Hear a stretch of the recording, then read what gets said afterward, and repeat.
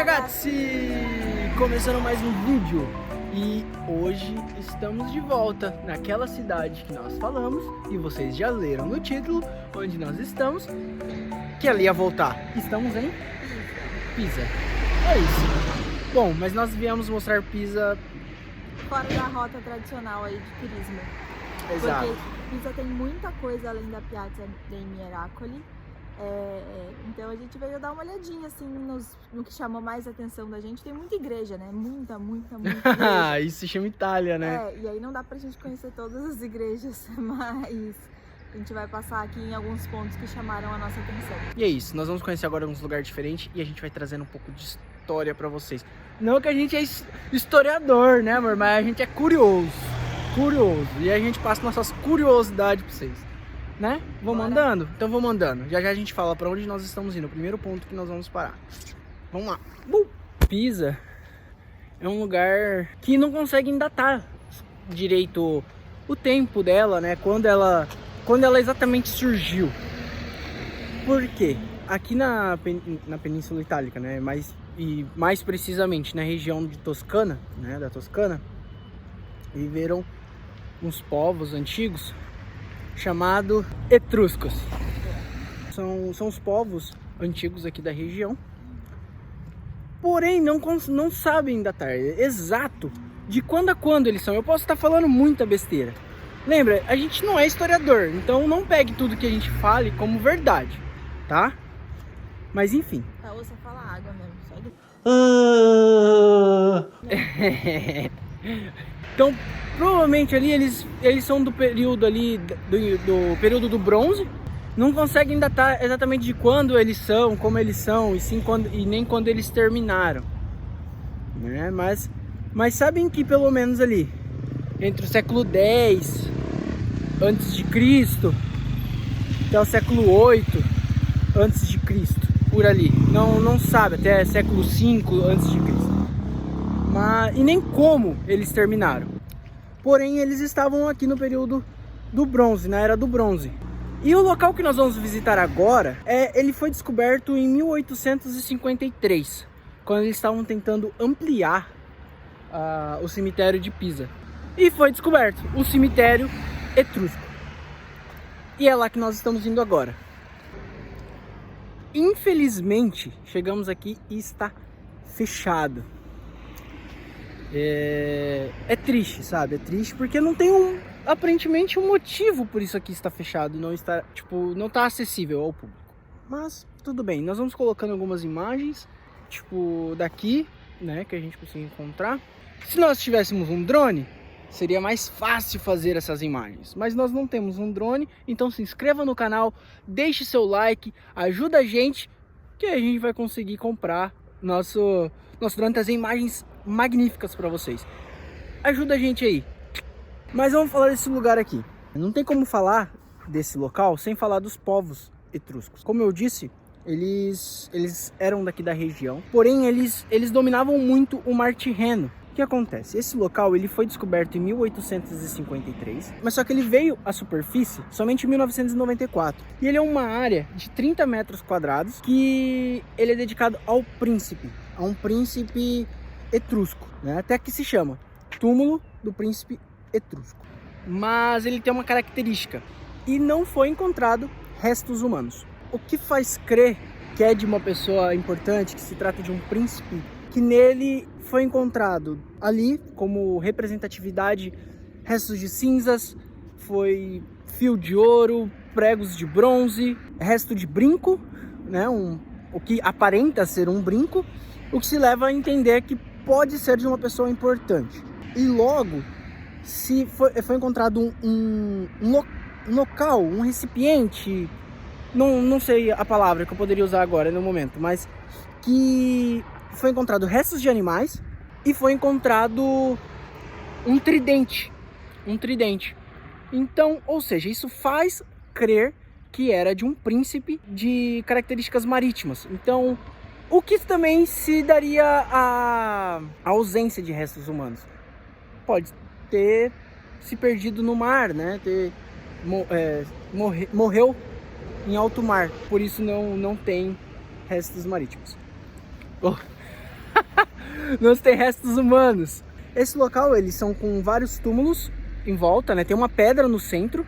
É uma pedra no centro, que é da representatividade do principal, né? O príncipe.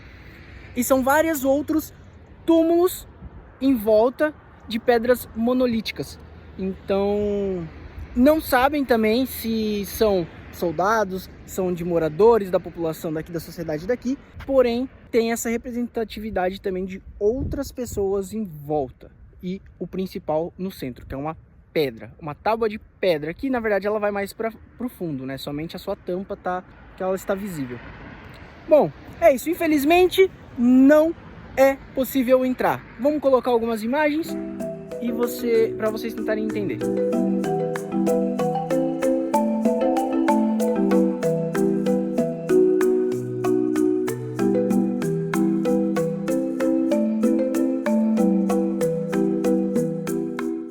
Por sinal, esse é o nosso primeiro vídeo como italianos. É isso, pessoal. A nossa cidadania saiu essa semana e a gente tá muito feliz mesmo.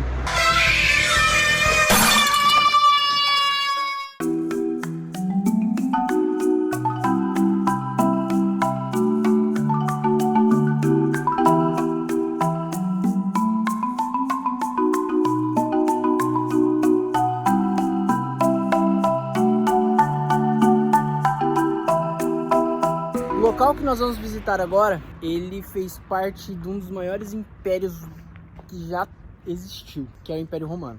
Era meio óbvio que ele passou por aqui, né? Que ele passou por Pisa. Vamos lá.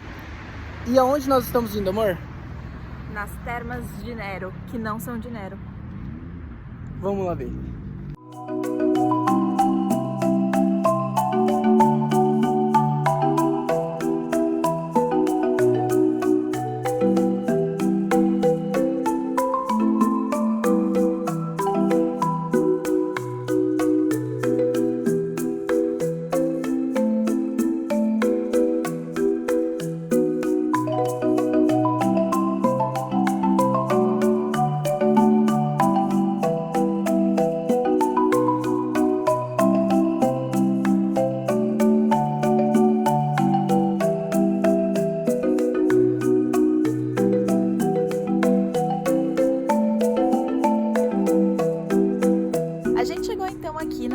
De Nero, que são o único remanescente romano que a gente encontra aqui em Pisa.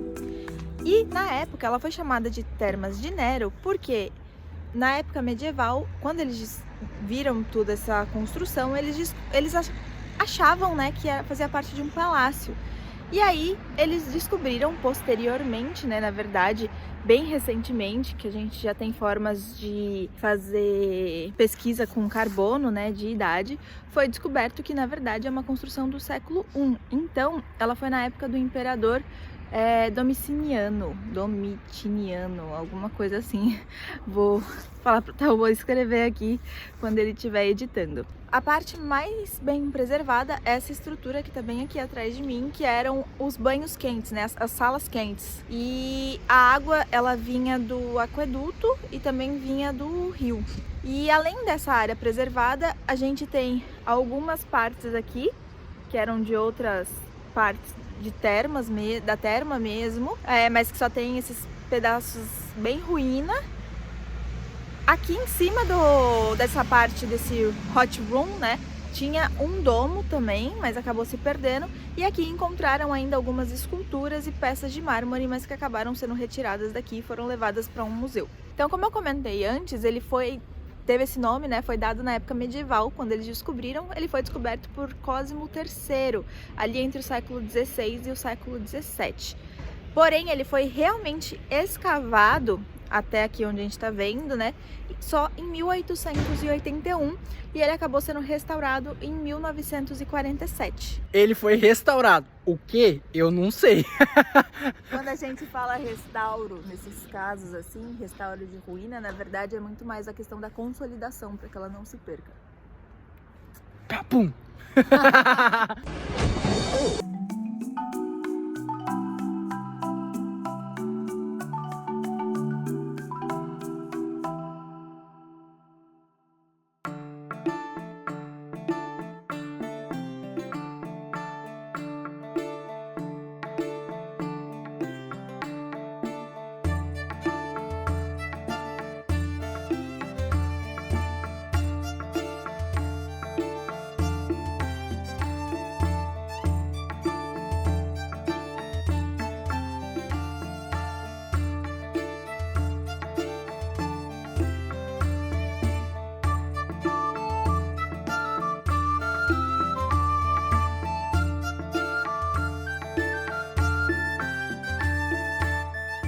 E aí, amor? Custa 5 euros pra subir no muro. Vamos ver se a gente pode ligar aqui, mas... Não, tem umas escadinhas pra nós subir, ó. A gente só vai se poder grátis. É isso aí. Porque a gente acabou de pôr isso no roteiro, não tava planejado.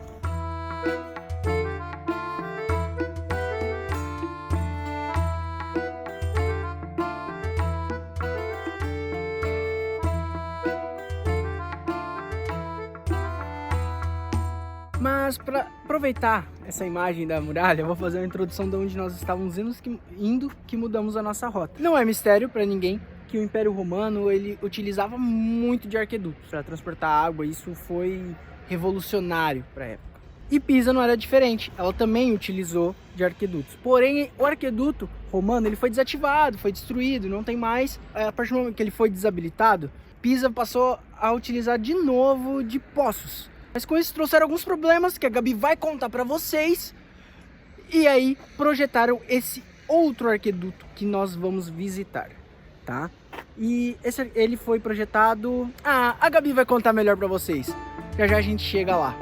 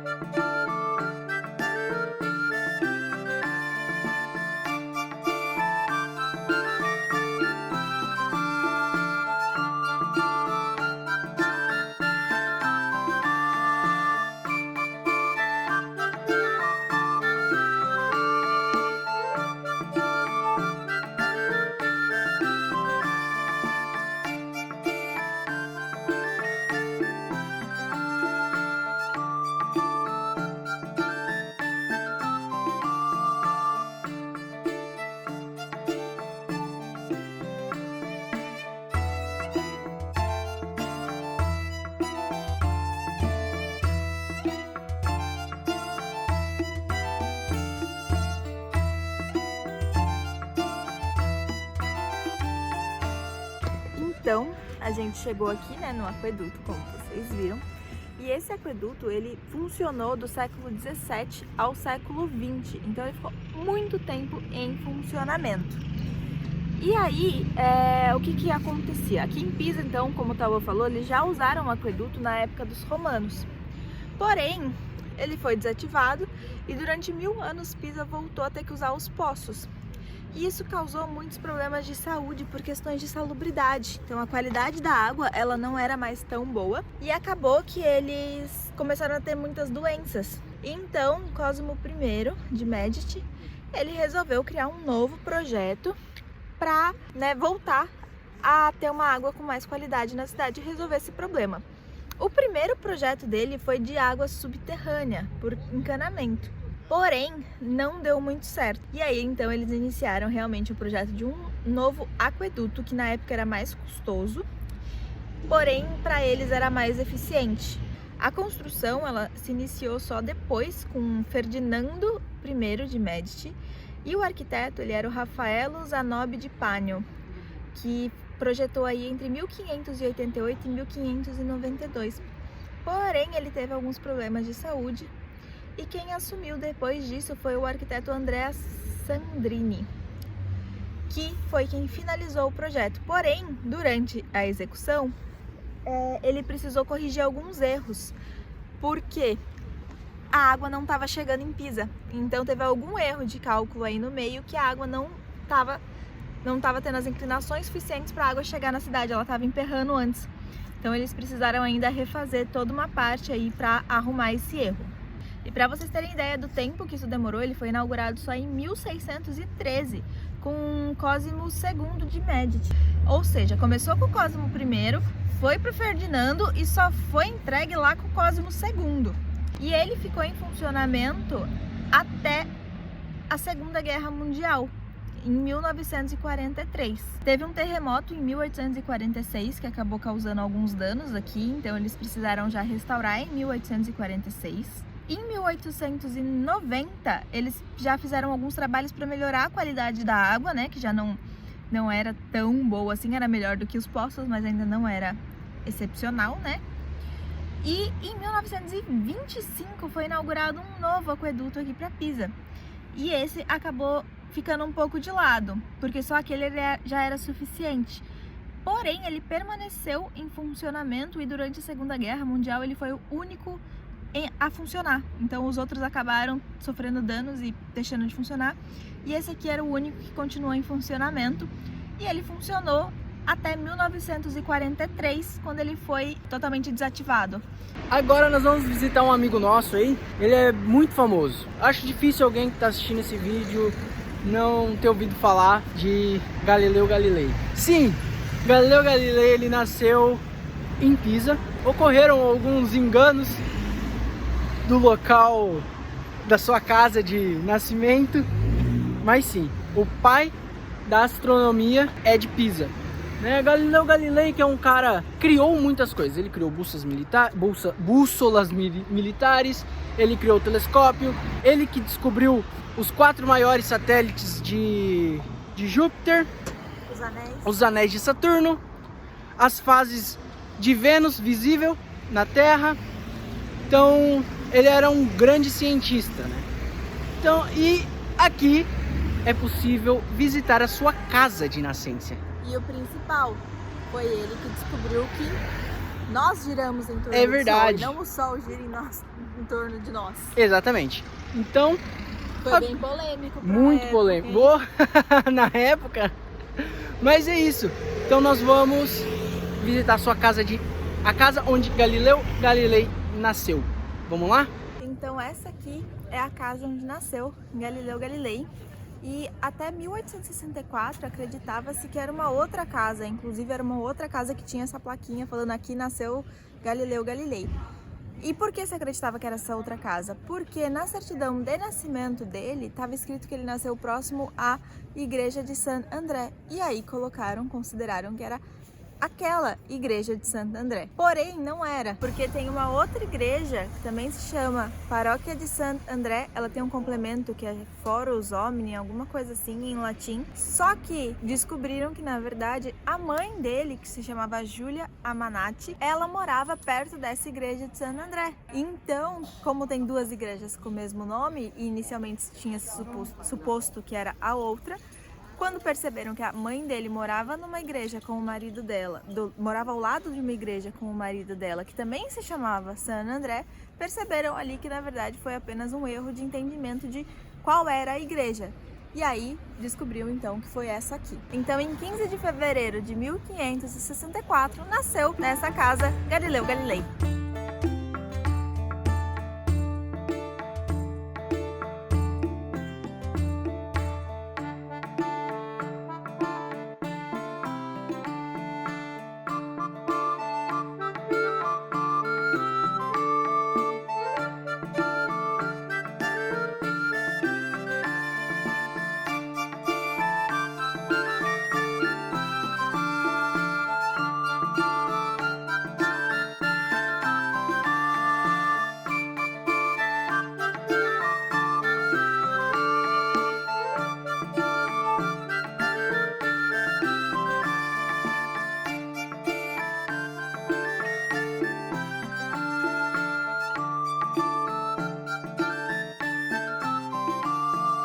Esse aqui é o Palácio Blue, dá pra entrar lá, tem exposições, mas não é o nosso próximo lugar. A gente vai continuar andando aqui na orla do rio pra ir num lugar que era outro ponto aí que representa um pouco da família Medici.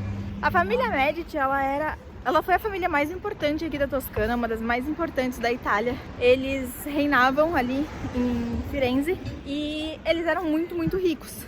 E eles ficaram muito famosos, na verdade, porque eles foram grandes patronos de arte. Então, eles pagavam, né? Ser patrono significa que eles pagavam, investiam ali em vários artistas. Então, Leonardo da Vinci, Michelangelo, eles bancavam a arte desses caras e de todos os outros. E também foram grandes conquistadores. Então, eles entravam aí nas brigas para conquistar os lugares. E o lugar que a gente vai agora tem exatamente a ver com esse lado um pouco mais conquistador, que é o Arsenal Medício. Então é um lugar aqui próximo ao rio, que tem um arsenal aí militar deles. Vamos lá ver de qual que é.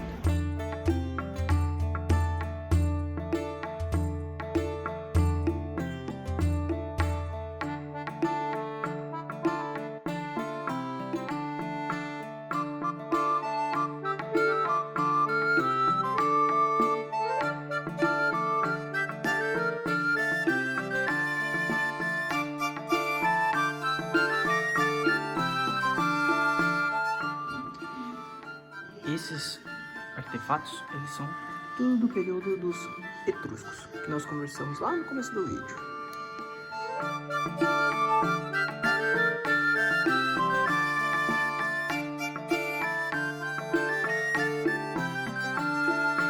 Aqui eles fizeram uma demonstração de como que os etruscos eles marcavam, faziam a demarcação do nível da água. Esses aqui, ó, são os jarros, né, tipo, chama pitos, lá daquele lugar que a gente começou o vídeo.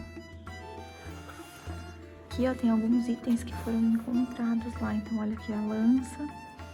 Provavelmente foi o que deu, tipo, um tridente, né? Que deu indício de que ele era um príncipe navegador.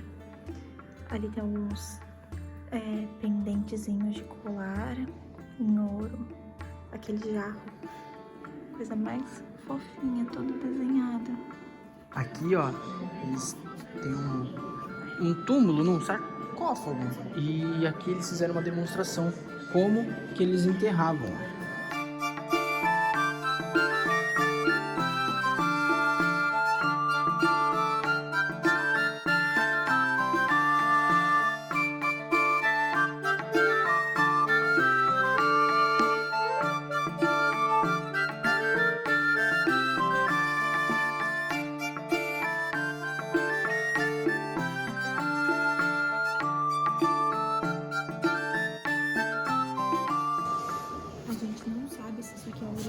Ou se é uma réplica, porém ele conta ali que foram encontrados junto com navios de Pisa em escavações o moçada de um homem com seu cachorro, que eles morreram juntos afogados.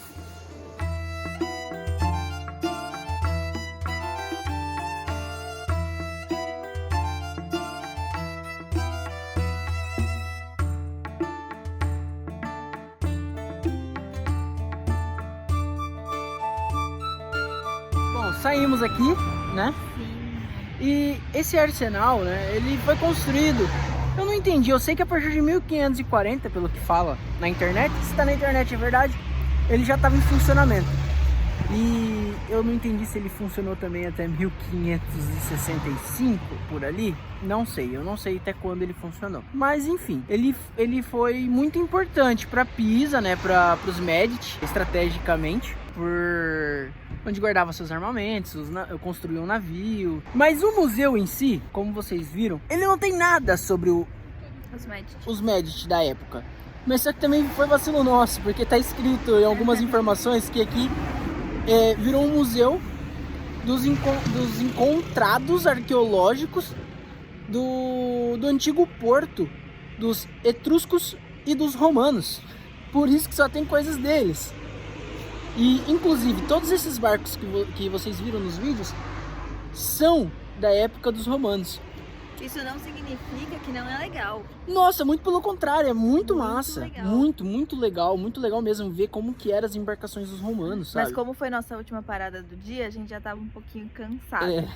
A gente até teria mais uma parada pra uma outra coisa, que era uma loja que a gente ia gravar. Mas não vai dar não. Exato. Mas ela ainda vai aparecer aqui no canal. É isso. Foi muito bom, foi muito legal ter conhecido esses pontos turísticos que a gente conheceu. Quanto que é a entrada?